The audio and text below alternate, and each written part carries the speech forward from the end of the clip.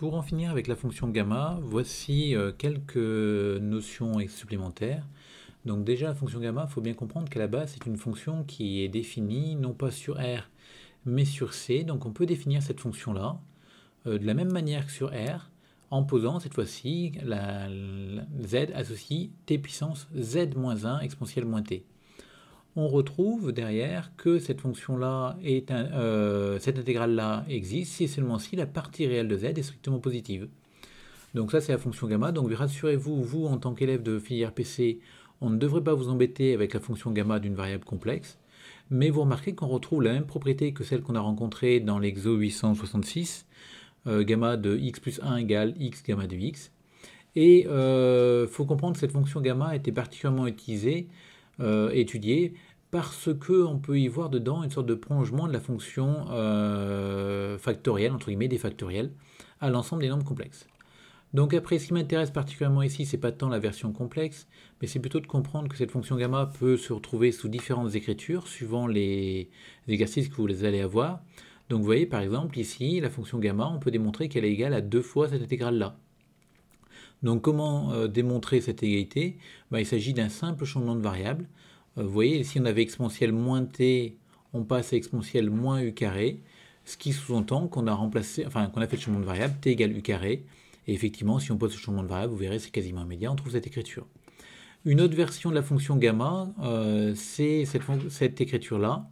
L'intégrale de 0 à 1 de moins ln de s z puissance moins ln de s puissance z moins 1. Et vous remarquerez que cette fois-ci, on voit bien que le changement de variable qui était posé, c'était égal moins ln de s, ce qui revient à dire que s égale exponentielle moins t en fait. Donc du coup, on pose ce changement de variable et on obtient une nouvelle écriture. Alors autant là, on voit bien qu'il pourrait y avoir un lien avec la fonction gamma, autant ici, c'est beaucoup moins évident. Et vous voyez qu'on peut faire tout un tas d'exos un peu différents, mais qui en fait se ramènent toujours à la même chose. Alors notez bien que quand vous avez quand même une fonction d'une variable, et que la variable se retrouve à l'intérieur de l'intégrale en puissance uniquement, il y a quand même de fortes chances pour qu'elle ait un lien avec la fonction gamma. Alors ce n'est pas une obligation mathématique, mais une obligation liée au concours. On doit étudier des fonctions faisables. Et assez souvent, en changeant de variable, on va se ramener à la fonction gamma. Donc par exemple, si vous aviez ce genre de choses, il serait assez naturel de poser t égale moins ln de s pour faire apparaître le t puissance x moins 1 habituel. Dernière chose par rapport à la fonction gamma, on peut l'écrire sous la forme d'un produit, un produit infini, ou la limite d'un produit fini si vous voulez. Alors cette écriture-là, elle est assez compliquée à obtenir.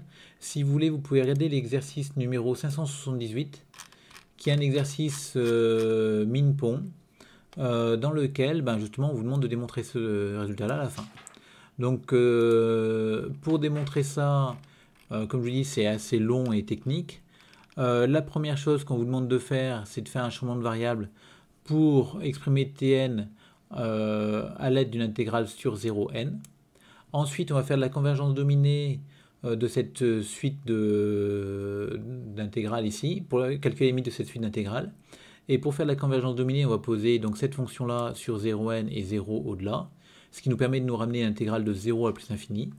Et on va vérifier les hypothèses et on va démontrer du coup que la limite de n puissance x tn de x, ça va être gamma de x.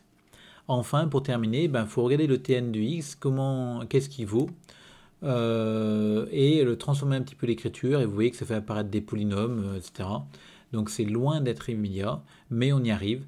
Donc notez bien que c'est un exercice qui est difficile tel quel, mais il s'agit là d'un exercice d'oral, et nul doute que l'examinateur, dans ce cas-là, serait avec vous pour vous donner des pistes et voir comment vous réagissez à ces différentes pistes.